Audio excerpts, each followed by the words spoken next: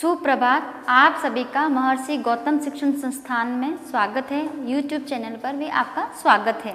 आज हम जो है हिंदी की पुस्तक कक्षा 12 की सृजन, जो हमारी एक पुस्तक है, उस सृजन का आज से हम क्या करेंगे, अध्याय करेंगे।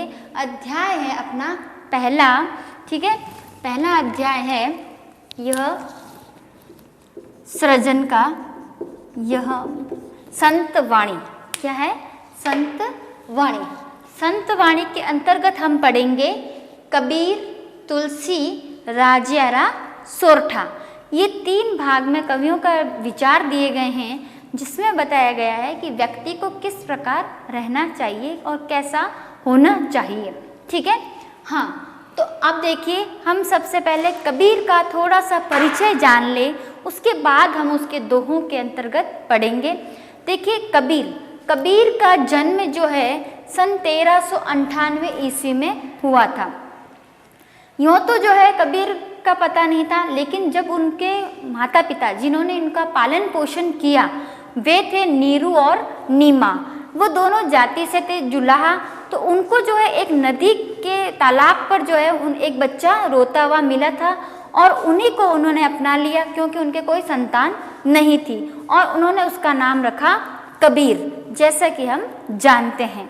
कबीर जाति से जुलाहा बने, लेकिन जुलाहा होने के साथ साथ उन्होंने जो है समाज के ताने बाने को देख करके अपने विचारों को भी बुना, और साथ ही अपने विचारों के द्वारा जो है प्रत्येक के मन में, चाहे बड़े से बड़ा विद्वान हो या बड़े से बड़ा राजा ही क्यों ना हो, उनकी बातों से वो क्या होते थे, प्रभावित होते थे, ठीक है।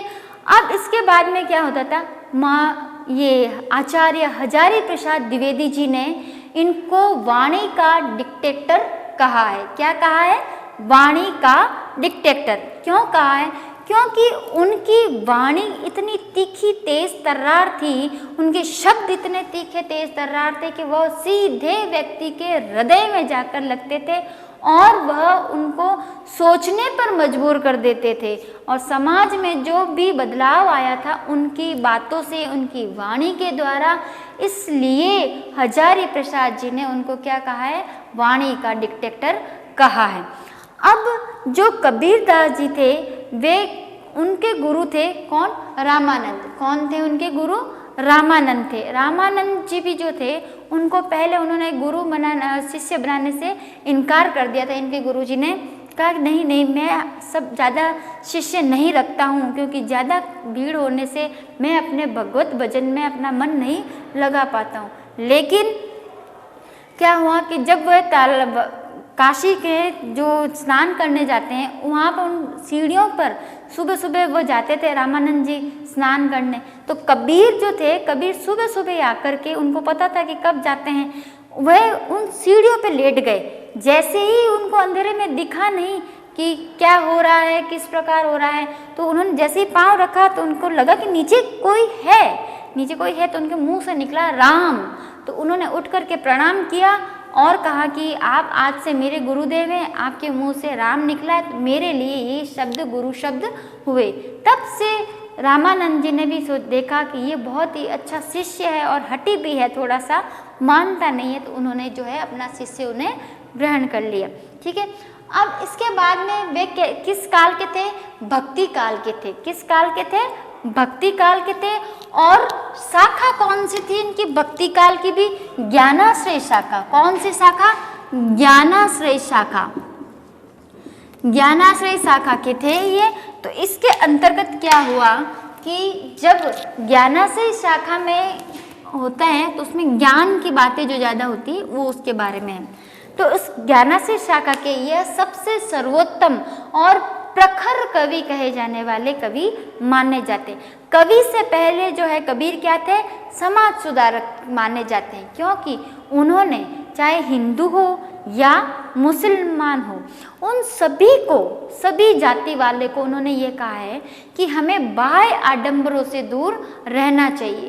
क्योंकि बाह्य आडंबर क्या होता है, जो हम अपने परमात्मा से दूर होते जाते हैं। तो उन्होंने इस बात का विरोध किया, जाति पाति का विरोध किया, छुआछूत का विरोध किया उन्होंने इस प्रकार से कहा कि समाज में ईश्वर ने हम लोगों को भेजा है, मानव बना के भेजा है, तो मानव का तो केवल एक ही धर्म है, जाति भी एक ही है, वह है मानव जाति, और धर्म है मानव के प्रति दया का भाव है। ये होता है। अब कबीर जी जो थे, कबीरदास जो थे, वे क्या थे, पढ़े लिखे नहीं थे, लेकिन फिर भी वे अपनी बात को बड़े ही प्रखरता से रखने में श्रेणी थे, एकदम अच्छे थे, श्रेष्ठ थे। तो इन्होंने अपने, इनके जो दोहे थे, इनके जो दोहे थे, उनके एक शिष्य ने जिसका नाम था धर्मदास, तो धर्मदास ने उनको क्या किया, संकलित किया। मतलब जैसे जैसे वे बोलते थे उनको उन्होंने क्या किया, लिखना शुरू किया, पढ़ना शुरू किया, उनको एक तरफ पूरा उन सभी दोहों का क्या किया, संग्रह किया। उन दोहों को संग्रहित करके उन्होंने संकलित किया, उनको लिखा भी। तो धर्मदास के द्वारा कबीर के दोहे लिखे गए, और धर्मदास द्वारा संकलित पुस्तक जो कबीर की है उसका नाम क्या है, अपने बीजक है। क्या है, बीजक। उस बीजक के ही कितने भाग हैं, 3 भाग है। कितने भाग है, 3 भाग है ना। सबद, रमेनी, साखी। सबद, रमेनी और साखी। देखिए, साखी का मतलब होता है अपने साक्षी। क्या होता है, साक्षी, यानी कि गवाह। क्या होता है, गवाह। अर्थात इस भाग के अंदर आत्मा और परमात्मा के बारे में कहा गया है कि यह साक्षी है इस बात की कि भगवान ने, ईश्वर ने हमें जो जीवन प्रदत्त किया है वह क्या है, क्यों, किस लिए किया है, और हमारी बातों की जो साक्षी बात कही गई है वो इसके अंतर्गत कही गई है। बाद में आता है सबद। सबद में वह बात कही गई है कि व्यक्ति को किस प्रकार रहना चाहिए, कैसे रहना चाहिए, बाह्य आडंबरों से दूर रहना चाहिए। रमेनी में सब मिलाकर के बात कही गई है, जिसमें गुरु के बारे में, तत्व के बारे में, निर्गुण परमात्मा के बारे में बात कही गई है। उन्होंने निर्गुणता इसलिए अपनाई थी क्योंकि सगुण में वे कहते थे कि मूर्ति पूजा जो होती है वह हमारा ध्यान भटकाती है।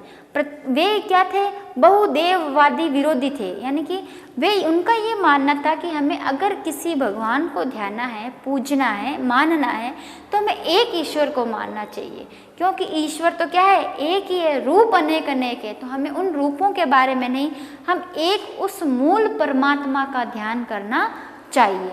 ठीक है, ये तो हुआ इनका छोटा सा परिचय जो कि मैंने आपको बताया।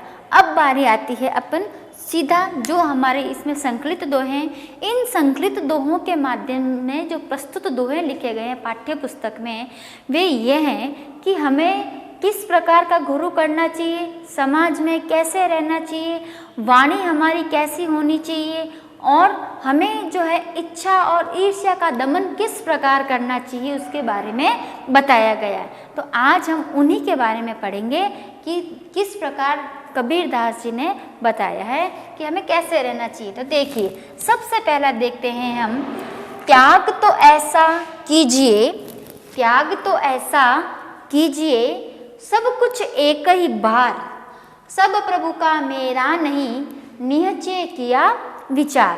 देखिए, निश्चय का मतलब होता है निश्चय। निश्चय का मतलब क्या होता है, निश्चय। ठीक है, इसमें कबीरदास जी कहते हैं कि अगर व्यक्ति को त्याग करना है तो एक बार में ही कर देना चाहिए, बार बार त्याग करने की जरूरत नहीं होनी चाहिए, और सब कुछ एक ही बार, सब कुछ जो करना है वो एक बार में ही करना है। ठीक है, सब प्रभु का मेरा नहीं, अर्थात जो कुछ भी आप त्याग कर रहे हो ये सोच के करो कि क्या है, वो सब भगवान का ही दिया हुआ है और मेरा कुछ भी नहीं है। एक बार निश्चय करके ये सब कुछ क्या करना चाहिए, त्याग कर देना चाहिए। ठीक है, अब हम अगला लेते हैं दोहा।